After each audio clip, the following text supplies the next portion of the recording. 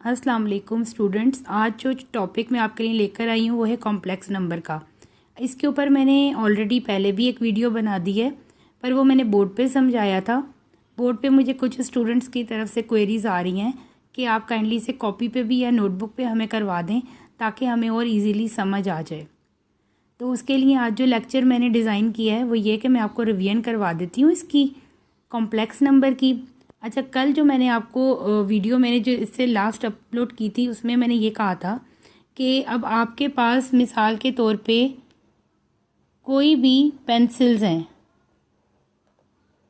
ठीक है, ये मैंने कोई चीज़ या कोई ऑब्जेक्ट है, मैं इसे कहती हूँ इसको काउंट करें। आप इसको काउंट कैसे करेंगे? 1 2 3 4, ठीक है। और इनको हम बोलते क्या हैं? Natural numbers. हमारे पास बुक्स हों, कॉपीज़ हों, कुछ भी हो, हम उसको जो काउंट करेंगे वो नेचुरल नंबर होगा। अब मसला ये आ जाता है हमारे पास कि अगर हम सब्सट्रैक्शन को लेकर जाएं, यानी कि हम कहें कि हमने कुछ माइनस करना है, 4 में से 2 माइनस करना है, तो भी काम नेचुरल नंबर से चल रहा है। पर मसला ये आ जाता है अगर मैं आपसे ये कह दूं कि आपने 3 में से 5 को माइनस करना है, तो आप कहोगे कि ये कैसे, किसी भी छोटे डिजिट से बड़े डिजिट को कैसे माइनस करें। तो वहाँ पे जाके जो है ना हम प्रॉब्लम में फंस जाते हैं। उस प्रॉब्लम से निकलने के लिए मैंने आपको एक सोल्यूशन उसके अंदर बताया था वीडियो में, वो था इंटीगर्स का। इंटीगर्स क्या होते हैं? इसके अंदर आप +1, आपको पता है कि स्केल होता है उसके ऊपर हम इस तरह मार्किंग करते हैं, +1 +2, इस तरफ जितनी भी डिजिट्स आते हैं वो प्लस के आते हैं, और इस तरफ जितने भी आते हैं वो माइनस के आते हैं, -1 -2 -3 सो ऑन, ठीक है। इसको बोलते हैं इंटीगर्स। इंटीगर्स ने हमारा ये मसला जो था वो सॉल्व कर दिया था। इंटीगर्स के बाद फिर हमारे पास एक सिचुएशन ये आई कि हमने कहा कि अगर हमारे पास कोई नंबर इस तरह आता है 3/2, 5/6 या समथिंग जो भी, तो उसके लिए हम कह रहे थे हमें क्या करना चाहिए। उस मसले को हल करने के लिए हमने जो काम किया था वो ये किया था कि हमने रैशनल नंबर ने, किसने? रैशनल नंबर ने, रैशनल नंबर्स, इन्होंने हमारा जो है ना ये प्रॉब्लम सॉल्व कर दिया। रैशनल नंबर के बाद हमारे पास एक मसला फिर आ गया कि अगर हमारे पास कोई इक्वेशन ऐसे आ जाए x² = 2, तो हम क्या करेंगे। तो हम उसके लिए हमने ये किया कि हमने यहाँ पे x² जो है उसके ऊपर अंडर रूट लिया। अंडर रूट लेने के बाद बोथ साइड पे 2 पे भी अंडर रूट आ गया। यहाँ से क्या मसला जो था, ये 2 जो है वो इससे कैंसिल हो गया। क्यों? क्योंकि जो स्क्वायर रूट होता है उसकी वैल्यू होती है 1/2। अगर हम स्क्वायर रूट हटा देते हैं तो 1/2 लिख देते हैं, और 1/2 को जब हम इससे कैंसिल करेंगे तो ये देखें यहाँ पे कैंसिल होके हमारे पास जो वैल्यू आ गई थी वो हमारे पास क्या आई थी?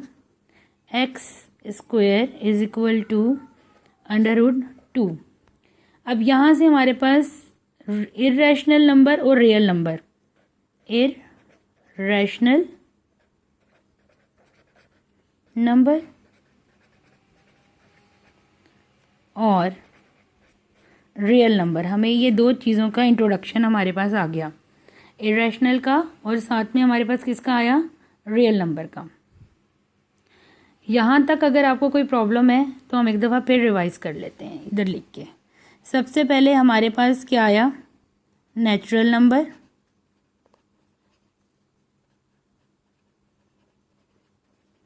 नेचुरल नंबर के बाद हमारे पास आ गए whole number. Whole numbers, whole numbers क्या होते हैं? यानी कि आपने किसी दो चीज़ों को ले लेना है, जैसे कि 2 - 2 = 0। अच्छा, जो नेचुरल नंबर थे उसमें ज़ीरो नहीं आता, देखिए 1 2 3 ज़ीरो नहीं है, मगर होल नंबर में ज़ीरो आ गया तो हमारे पास क्या बन गया? 0 1 2 3, ठीक हो गया। इसके बाद हमारे पास जो आए वो हमारे पास आए प्लस और माइनस के साथ डिजिट। उन डिजिट्स को किसने प्रॉब्लम सॉल्व की? हमारी इंटीगर्स ने। इंटीगर्स ने कर ली। इंटीगर्स के बाद क्या आ गया हमारे पास? रैशनल और इरेशनल नंबर और रियल नंबर। ये हमारे पास जैसे 2/3 या 4/5 इस तरह के जो डिजिट्स हैं वो हमारे पास इसके अंदर रियल नंबर में आ गए। अच्छा, प्रॉब्लम हमारी कहाँ चल रही थी? प्रॉब्लम हमारी ये चल रही थी कि हमारे पास एक सिचुएशन थी कि x² + 1 = 0। अब क्या होता है, x² यहाँ है, यहाँ ये इक्वेशन के इधर ये प्लस हो रहा है तो इधर इसको माइनस करके दूसरी तरफ यहाँ से ये कैंसिल हो जाएगा और ये -1 इधर चला जाएगा। तो क्या हो गया, 0 की तो कोई वैल्यू ऐसे होती नहीं, तो +0 करेंगे तो वही रहेगा, x² = -1। यहाँ तक आपको क्लियर है बच्चों? उसके बाद हम ये देखेंगे कि इधर से हम स्क्वायर रूट लेंगे, taking square root both side. ठीक है, हमने इसका स्क्वायर रूट लिया। स्क्वायर रूट लेने के बाद हम क्या करेंगे, कैसे स्क्वायर रूट लेंगे, देखें, x² -1 √ ये वाला मैंने आपको 1/2 बताया था स्क्वायर रूट की वैल्यू, इससे यहाँ कैंसिल हो जाता है तो ये रह जाता है x = √-1। अब x = -√1 जो है वो क्या चीज़ है, इसको हमने डिनोट किया कि जो यहाँ पे है ये कोई ऐसी कोई इमेजिनरी है, इमेजिनरी यूनिट है, कोई इमेजिनरी यूनिट है जिसको उसने बोला था कि ये i से डिनोट होता है और इसको हम आयोटा कहते हैं और इसकी जो वैल्यू होती है आयोटा की वो होती है √-1। ठीक है, यहाँ से हमें पता चला कि कोई कॉम्प्लेक्स है नंबर जिसके अंदर हमें ये वैल्यू पुट करेंगे तो हमारा आंसर आएगा। कॉम्प्लेक्स नंबर क्या चीज़ है? कॉम्प्लेक्स नंबर, सबसे पहले हम देख लेते हैं कॉम्प्लेक्स नंबर की डेफिनेशन। अच्छा, जैसे a + i/b, सिंपल तो लिखो ना, a + b, तो आपको समझ आ जाती है क्या है। अब अगर इस फॉर्म में आपके लिखा हुआ हो तो इसका मतलब है ये एक कॉम्प्लेक्स नंबर है। इस कॉम्प्लेक्स नंबर के पार्ट में a और b जो होते हैं वो रियल होते हैं। a और b क्या होते हैं? वो रियल नंबर होते हैं, रियल नंबर्स। अगर कहीं पे a और b लिखा हो रियल नंबर है, मगर अगर a + i/b लिखा है तो वो कॉम्प्लेक्स नंबर है। वो कौन सा नंबर है? वो कॉम्प्लेक्स नंबर है, राइट। कॉम्प्लेक्स नंबर कौन सा वाला है? a + i/b। अच्छा, अब ये i/b कॉम्प्लेक्स नंबर ये आया कहाँ से? मसला क्या है, किधर से आया है? इसके लिए ये था, आपने अगर पढ़ा हो पिछली क्लास में quadratic equation,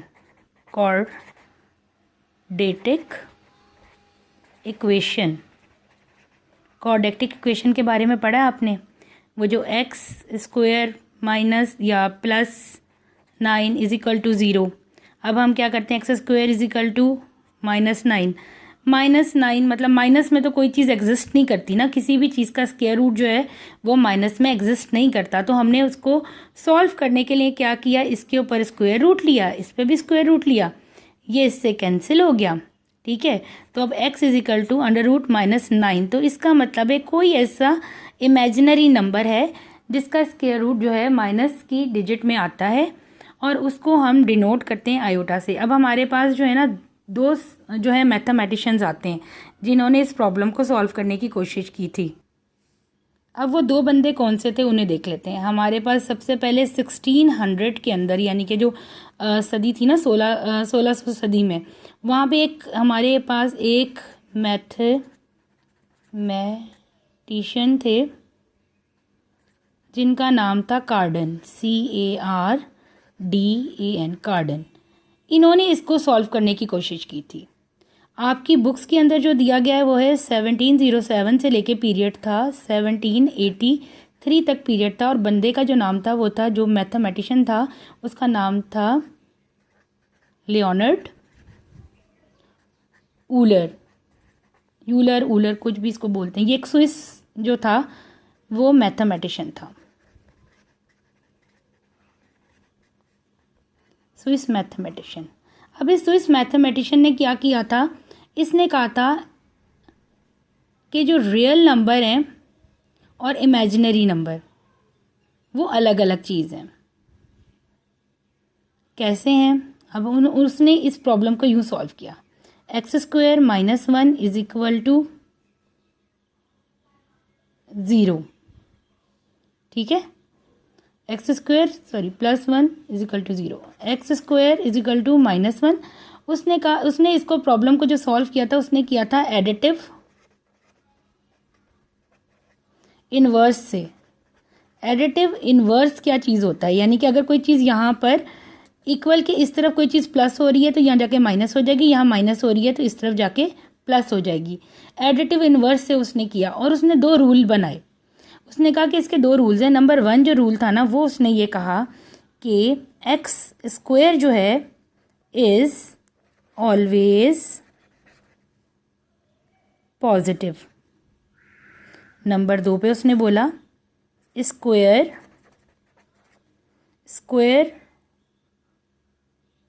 of real number is always positive. 2 point उसने बोले कि स्क्वायर ऑफ रियल नंबर भी पॉजिटिव होगा और स्क्वायर किसी भी चीज़ का जो एक्स का स्क्वायर है वो भी पॉजिटिव होगा। अब जो प्रॉब्लम उसके पास ये आई थी ना कि x² = -1, अब ये तो उसके साथ मैच ही नहीं करती, वो तो कहते हैं x² = +1 होना चाहिए।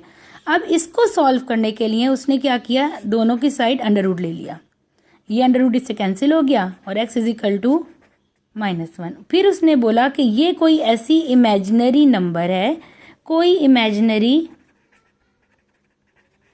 यूनिट है जिसको i से डिनोट करते हैं और उसको हम क्या कहेंगे, आयोटा। और आयोटा की वैल्यू क्या होती है, अंडर रूट -1। यहाँ तक सब बच्चों को क्लियर हो गया।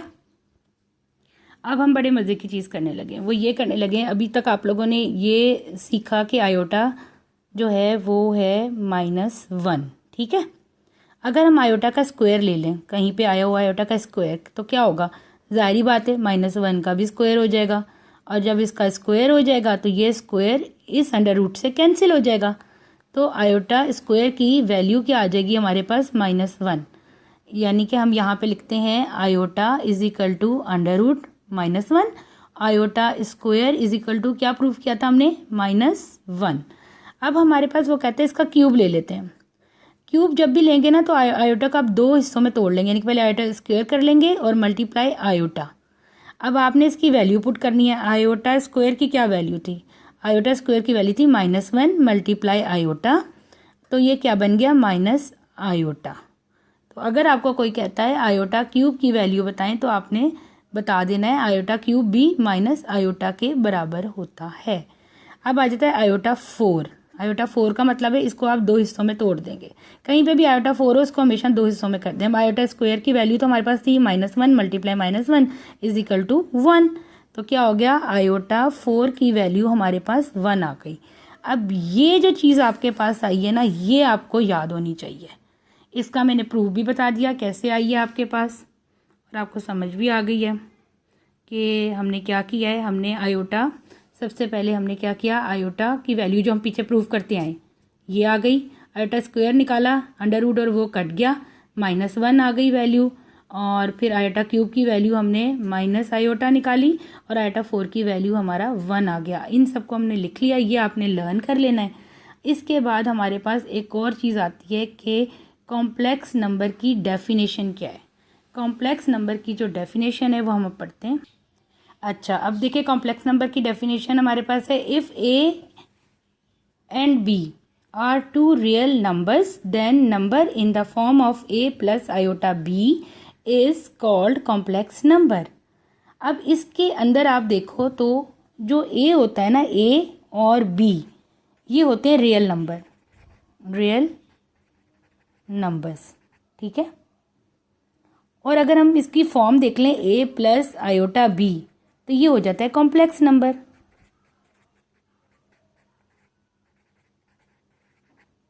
यहाँ तक सब बच्चों को समझ आ गई। ये जो फॉर्मेट होता है ना, ये जो हम ये लिखते हैं, ये वाला फॉर्मेट, ये कहलाता है कॉम्प्लेक्स नंबर। ठीक है, कॉम्प्लेक्स नंबर जो है उसको हम डिनोट करते हैं, ये डिनोटेड